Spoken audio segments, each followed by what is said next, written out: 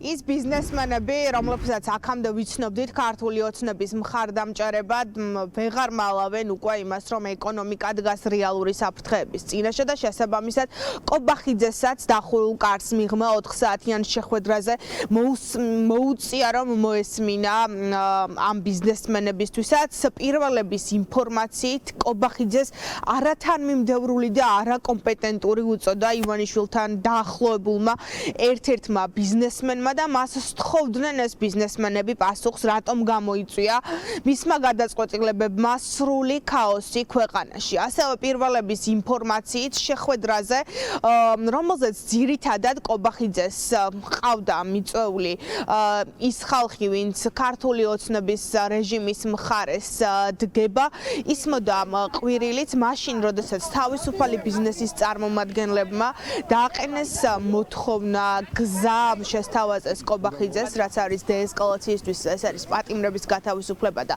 ახალი არჩევნები. ოცნების მხარდამჭერი ერთ-ერთი ბიზნესმენი ყვიროდა პირველების ინფორმაციით, რომ ახალგაზრდები, ვინც გაუშვა რეჟიმმა ციხეში, იყვნენ დასასჯელები. 4 საათის განმავლობაში ძალიან მძიმე იყო ყობახიძის, დავითაშვილის და ბიზნესმენების შეხვედრა. მიუხედავად იმისა, რომ ძირითადი ნაწილი ოცნების მხარეს დგას ამ ბიზნესმენები და მან ძალიან რთულად ჩაიარა შეხვედრამ, თუმცა ყობახიძეს თავის მხრივ მოუწია თავისუფალი ბიზნესის მხრიდან კითხვების მოსმენა, თუმცა ამ ბიზნესმენებს პასუხი მისგან არ მიუღია. სხვათა შორის თეიმურ ჭყონია არ ესწრებოდა ამ შეხვედრას, მოგვიანებით მან ინტერვიუში თქვა, რომ არ ეცალა და ამიტომ არ მივიდა ყობახიძესთან შეხვედრაზე და ეს ყველაფერი უკვე მოძველებულია და აზრი არ აქვს შეხვედრებს, რომელიც ვერ გამოიღებს შედეგებს. სწორედ ჭყონიასგან ირკვევა ისიც, რომ საერთო ჩატით მიიღეს ბიზნესმენებმა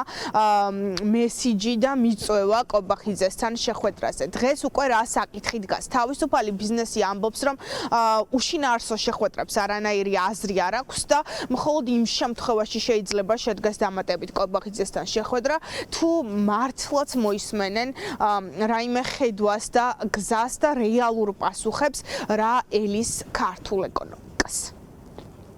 ჩვენ დღეს ვართ კრიზისულ ვითარებაში, რომლისთანაც გამოსავალი არის მხოლოდ და მხოლოდ ხელისუფლებისგან გადადგმული ნაბიჯები, რომლის კისერზე არის მთლიანად სრული პასუხისმგებლობა.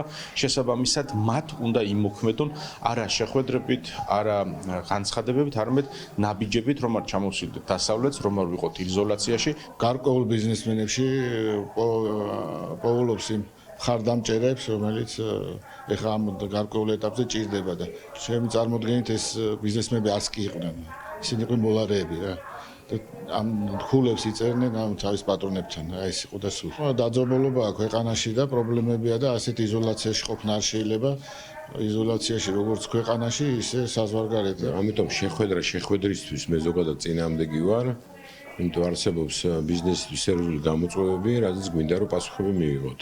ცდილობა არის რომ ბიზნესი გაყონდა ერთმანეთს დააპირისპირონ, რაც მე ზოგადად წინააღმდეგი ვარ, იმიტომ რომ პრობლემებზე რაც შეეხება ეკონომიკას ნათელია, ყველამ კარგად ვიცით რომ გაყინვა ევროინტეგრაციის რა ფუფუნება ზოგადად ეკონომიკისთვის, აქედან გამომდინარე კონკრეტული პასუხის მოსმენა ზოგიერთი ადამიანებისგან რომ პრემიერმა დაგვარწმუნა რომ ევროინტეგრაციის არაფერი არ ემუქრება, ჩემ ცოტა გაუგებარია. ბოლო 10 წლის განმავლობაში 4 პრემიერ-მინისტრთან მქონდა ხოლმე სტაბილურად შეხვედრები, ხო? დავიწყებთ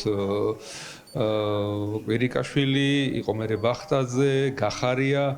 ისიც ძალიან კარგად გვესმის ბიზნეს და ძალიან ახლოს ხედავთ ის რასაც ქვეყანაში ხედავთ. შეხვედრისათვის ეს უბრალოდ ფორმალურობა ხო არ იქნება, საჭიროა რაღაც შინაარსიანი საუბარი.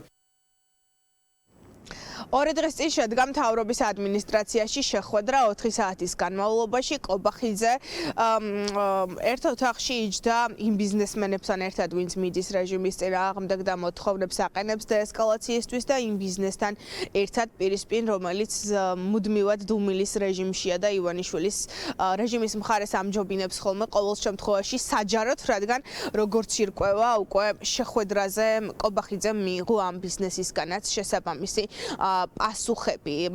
მაშინვე დაანონსდა, რომ უნდა შედგეს ცალკე შეხვედრა კრიტიკულ ბიზნესთან, რომელიც სთხოვს რეჟიმს პასუხებს, თუმცა ჯერჯერობით ანონსად რჩება და უცნობია დეტალები, როდის შედგება შეხვედრა, თუმცა თავისუფალი ბიზნესი ღიად ამბობს, რომ შეხვედრისთვის აზრი არ აქვს, თუ ეს იქნება მხოლოდ ფორმალური კითხვა-პასუხის რეჟიმი, სადაც კობახიძე გაიმეორებს იგივეს, რასაც აქამდე ამბობდა და ამ პერიოდის განმავლობაში უკვე იზრდება თავისუფალი ბიზნესის განცხადების ხელმომწერების რიცხვი. 2300 ბიზნესია ისეთი, ვინც ითხოვს ახალ არჩევნებს და პატიმრების გათავისუფლებას.